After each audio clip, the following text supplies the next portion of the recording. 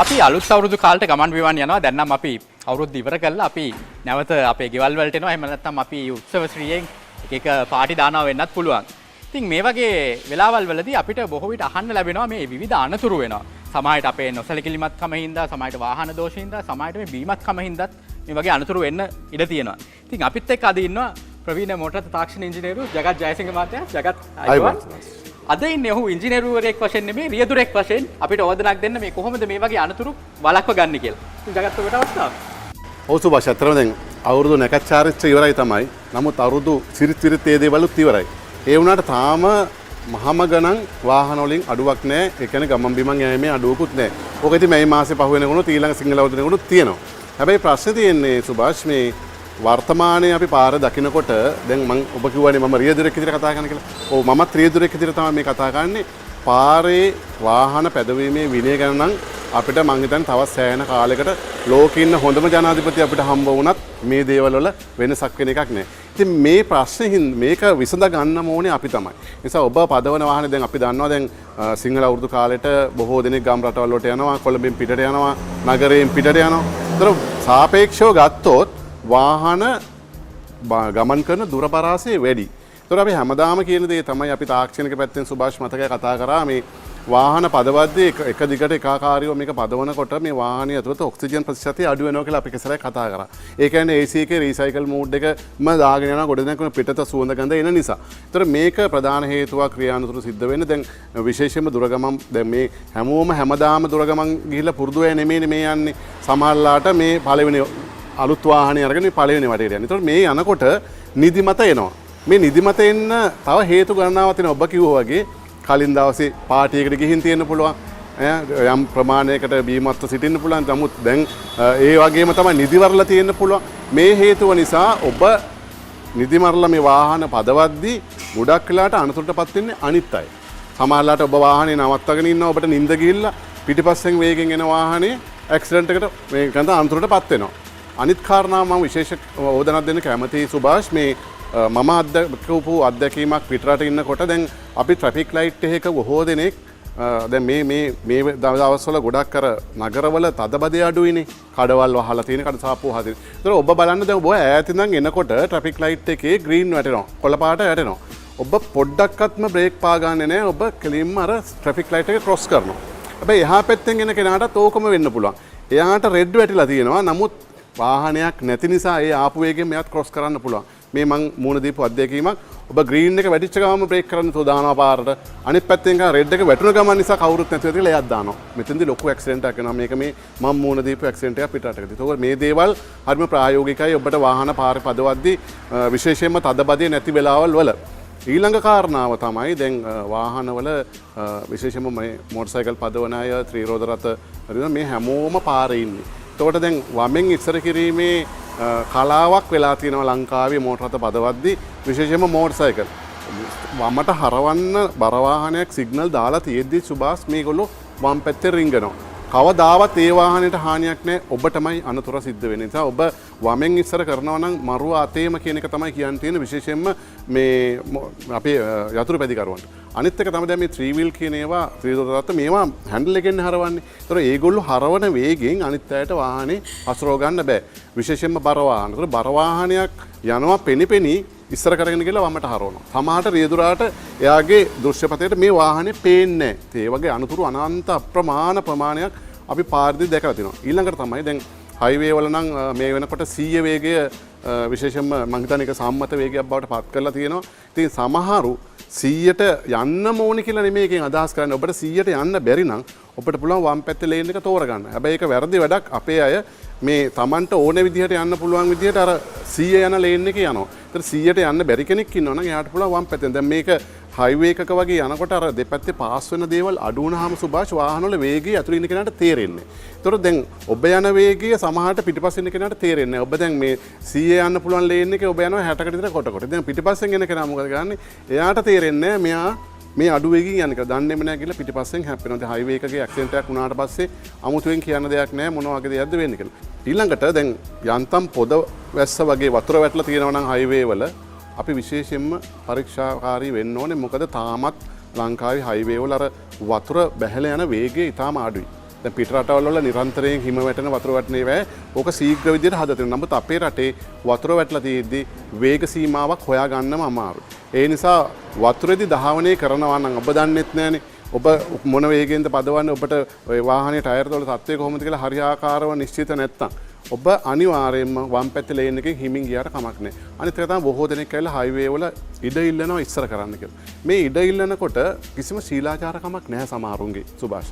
ඒ කියන්නේ head light එක අනවශ්‍ය විදිහට අර ඉන්න කෙනාට පීඩාකාරී විදිහට හෙඩ් ලයිට් එක ගහනවා. එතකොට ඒ කෙනාගේ අර ඇස් වලට ඒක හරි කරදරයක්. මොකද පිටිපස්සෙන් ඇවිල්ලා ගැහුවා වුණත් ඒක අමරන්ත එක හෝන් එක ගහනවා. ඒ වගේම තමයි දැන් වම් පැත්තේ ලේන් එකේ යන කෙනාව ඉස්සර කරනකොට බොහෝ දෙනෙක් ලයිට් එක ගහලා තමයි අනිත් පැත්තට දාන්නේ. ඒක හොඳකුත් තියෙනවා. දැන් සමහරට ඒ කෙනා අවධානයක් නැතුව දකුණු පැත්තට ගන්න පුළුවන් කම නිසා තමයි මේ දේවල් කරන්නේ. ඒතර මේවා කරන විදිහ තමයි අවුල තියෙන්නේ. ඒ කියන්නේ කරන විලාසය තමයි. මම මේ රියදුරෙක් හැටියට පාර යනකොට දකින දේවල් මම කියන්නේ. ඉතින් ඒ වගේම දැන් අලුතෙන් මම දැක්කා මේ සුභාෂ් මේ තරුණයෝ මෝටර් සයිකල් හැන්ඩල් එක විකෘති කරලා තියෙනවා.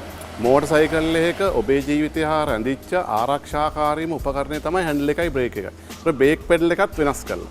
හැන්ඩල් එකත් වෙනස් කළා. ඒතර අපි කොහොමද මේවා පාරේදී ඇත්තරම මේ විදිහට මෙහෙම යන්න කියලා උපදෙසක් දෙන්නේ? මේ නැත්තම් කොහොමද ආරක්ෂාව ගැන තහවුරු වෙන්නේ? මම දකිනවා මෝටර් සයිකල් එකේ හැන්ඩල් එක එහෙම් පිටිම අනිත් පැත්තට කරකවලා. ඒතර මේවා ඩිසයින් කරද්දී හැන්ඩල් එකේ හැඩය ඒ හැම දෙයක්ම තීරණය කරන්නේ මොකද්ද අපේ ආරක්ෂාව සහ දිශා ගැනීම. ඒතර මේ දේවල් වෙනස් වෙනවා නම් එතෙන්දී අපිට ලොකු අනතුරක සේයාවක් තියෙනවා. මේ මම මූණ පාපු කොටස් කීපයක් මම මේ කිව්වේ. තවත් අනන්ත අප්‍රමාණ ටිකක් තියෙනවා සුභාෂ් කතා කරන්න. මම හිතන්නේ මේ වාහන පැදවීමම අර ඉන්දියාවේ විදිහටම ගිහිල්ලා ඉන්දියාවේ සමහර ප්‍රාන්තවල පිටිපස්සේ සටහන් කරලා තියෙනවා සවුන්ඩ් හෝන් කියලා. මොකද මේ හෝන් එක ගහන එක ඒ රටේ කලාවක්. ඕක අපේ පැත්තටත් අපේ රටටත් දැන් ඇවිල්ලා තියෙනවා. ඒතර මේ වාහන පදවනවා කියන එකේදී තාක්ෂණය කියන එක අපිට කිසිසේත් විශ්වාස කරන්න බෑ සුභාෂ්. මේ වාහනයක තාක්ෂණික දේවල් අපිට එහෙම විශ්වාස කරන්න බෑ. මොකද ඔබට හිතෙන්න පුළුවන් මම හොඳට සර්විස් කරලා ගත්තේ, මම වර්ක්ෂොප් එකට දාලා වාහනේ ඉලට ගත්තේ. නමුත් ඔබ හිතන විදිහටම ඒ දේවල් ක්‍රියාත්මක වෙන්නේ නැහැ. සමහරු කඳු පල්ලම් බහිද්දි බ්‍රේක් එකට කකුල තියාගෙන යනවා.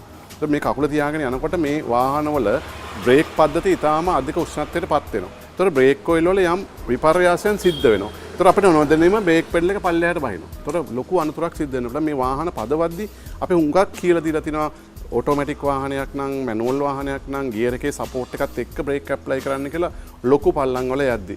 නැතුව කෙලීම බ්‍රේක් එකට කකුල තියාගෙන දිග පල්ලමක් බහිද්දි මේ කොටස් රත් වෙලා බ්‍රේක් ස්පොන්ජ් වෙනවා. ඊට පස්සේ බ්‍රේක් නැහැ. ඉතින් ලොකු අනතුරු වල ආරම්භය තමයි මේවෙන් සිද්ධ වෙන්නේ. ඒ නිසා ඔබ ආරක්ෂාකාරීව නෑගම් ගියා වගේම ඒ විදිහටම ආපහු ගෙදරට එන්න ඕනේ. නිසා මෙතකයි කියලා කියන්න බැරි තරම් වැරදි ගොඩාක් අපි රියදුරු මහතුරු නැත්නම් රියදුරු වාහන පදවන අය කරනවා. ඒ නිසා ඔබ පදවන වාහනේ ඒ ගියා වගේම ආරක්ෂාකාරීව ආපහු වෙන්න නම් ඔබ අනිවාර්යයෙන්ම ස්වයං විනයක් මේරිය පැදවීමේදී තියාගන්න ඕනේ. ඒක අවුරුදු කාලෙදි විශේෂයි, අනිත් කාලටත් ඉතා වැදගත්. ඇත්තට මේ දුර ධාවනය කරනකොට එහෙමත් නැත්නම් හුඟක් වෙලා ධාවනය කරනවා අපිට එන ප්‍රශ්නයක් තමයි මේ නිදිමතක් කෙන එක. මේ වගේ ධාවනය කරනකොට නිදිමතක් આવොත් ඔබ මොකද කරන්නේ? ඔව් සුභාෂ් අතරම දැන් බොහොම වැදගත් කාරණාවක්. දැන් රියදුරෙක් හැටියට මටත් ওই ප්‍රශ්නේ ඕන තරම් එනවා. අපි ලංකාවේ ගත්තොත් සුභාෂ් තාක්ෂණික පැත්තට වැඩිය ක්‍රියානුතුරු වලට පසු විපරම් වලදී අහුවෙච්ච ප්‍රධාන හේතු තමයි නිදිමත නැත්තම් නිින්ද යාමයි නොසලකිල්ලයි.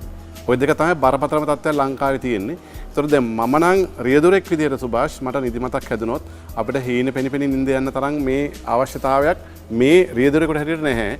ඒතකොට අපි වාහනේ ආරක්ෂිත තැනක නවත්තන්න. දැන් පාළු තැනක, පාරේ ඉඩ නැති තැනක එහෙම නෙමෙයි.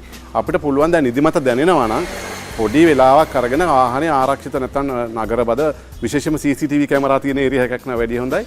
නවත්තලා දැන් තව කීප දෙනෙක් හිටියා වුණත් කරන්න දෙන්නේ අපි පවුලේ අයනේ යන්නේ. එතකොට වාහනේ පැත්තකින් නවත්තලා ඔය නිදිමත උඩරිම විනාඩි 2ක් හෝ 3ක් තමයි මට නම් අත්දැකලා තියෙන්නේ. ඒ කියන්නේ ඒ දැඩි නිදිමත නිදාගෙන නැගිටිනකොට විනාඩි කීපයක් ගිහින් තියෙන්නේ. ඒතර ඒ නිදිමත නැතුණාට පස්සේ සුභාෂ් අපිට ආරක්ෂිතව තවත් කිලෝමීටර් ගාණක් යන්න පුළුවන්.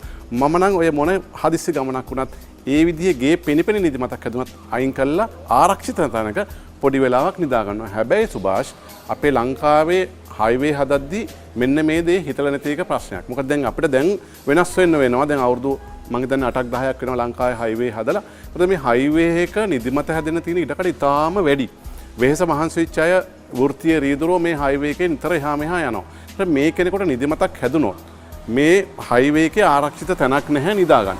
එහෙම තැනක් තිබ්බත් පොලිසියට නවත්තන්න තියෙන ඉඩක් ඒක අපිට නවත්තන්න ඉඩ නැහැ. නමුත් පිටරටවල් වල කිලෝමීටර් 7ක් 8ක් වගේ දුරක් යනකොට මම අත්දැකීමෙන්ම දන්න දෙයක් අපිට ආරක්ෂිත තැන් තියෙනවා අපිට අයින් කරලා පොඩි වෙලාවක් නිදාගෙන ඉඳලා යන්න. මේ නිදා ගන්නවයි කියලාකින් අදහස් කරන්නේ අර දැඩි විඩාකාරී බව නිවා ගන්න. ඒතර මම යෝජනාවක් හැටියට කරනවා මේ කියන්නේ ඔය අධිවේගී මාර්ග සම්බන්ධ නැත්නම් ඒ බාරකාර අයගෙන් මේ හයිවේ වල අර පොලිසිය වාහන නවත්තන්න පොඩි ඉඩක් තියලා තියෙනවනේ. ඒ තැනක් හරි වෙන් කළා පොඩි වෙලාවක් මේ විඩාබර රියදුරන්ට නිදා ගන්නවා කියලා කියන්නේ විඩා නිවාගෙන යන්න පොඩි තැනක් වෙන් කරලා දෙන්න මම මේ අපේ වැඩසටහන වාහන සම්බන්ධව තියෙන වැඩසටහනනේ. නිසා ඒ අය වෙනුවෙන් මම මේ ඉල්ලීම කරනවා. හැබැයි කොයිම වෙලාවකවත් මොනම විදිහකටවත් නිදිමතේ නම් වාහන එලවන්න එපා. ඒ විනාඩි ගාන ඔබට පාඩුවක් වෙන්නේ අපි ෆැටල් ඇක්සිඩන්ට් කියලා කියන්නේ ඒක විශාල ඇක්සිඩන්ට් එකක් වෙන්න පුළුවන් මේ පුංචි නිදිමත ඔබට විතරක් නෙමෙයි. මම හැම වෙලෙම කියන්නේ ඒකයි. ඔබේ රථය අනතුරට පත් වෙන සෑම අවස්ථාවකම වගේ පිටිපස්සෙන් එන බොහෝ දෙනෙක් මේකට ගොදුරු වෙනවා. ඒක ඉතාම අවාසනාවන්ත තත්ත්වයක්. දැන් පහුගිය අපි නිවුස් වලින් දැක්ක ගොඩාක් මේ සුභාෂ් තාත්තර නින්ද ගිහලා තමයි ගොඩාක් අර දරුවෝ එහෙම නැති වෙලා තිබුණේ. ඒ කියන්නේ පවුලේ රියදුරාට නින්ද ගිහිල්ලා වාහනේ ඇක්සිඩන්ට් වෙනවා. ඒ වෙලාව පන්නගෙන යන්න ඒ ගමනේ වෙලාව ඔබට කවදාවත් මේ පාඩුවක් වෙන්නේ නැහැ. ඔය ජගත් බොහොම ස්තුතියි අපිට මේ දේවල් කියලා දුන්නට. මම හිතන්නේ අපි ජගත්ගේ රියදුරෙක් හැටියට අපිට මේ ඕදන් ටික දෙන්න කියලා මම හිතන්නේ අපිට ඕදන් ලැබුණේ පරිණත රියදුරෙක් විදියට. ඉතින් අපි බෙහෙවින් ස්තුතිවන්ත වෙනවා ජගත්. අපි නැවත වැඩසටහනකින් හම්බෙමු මේ විදියට.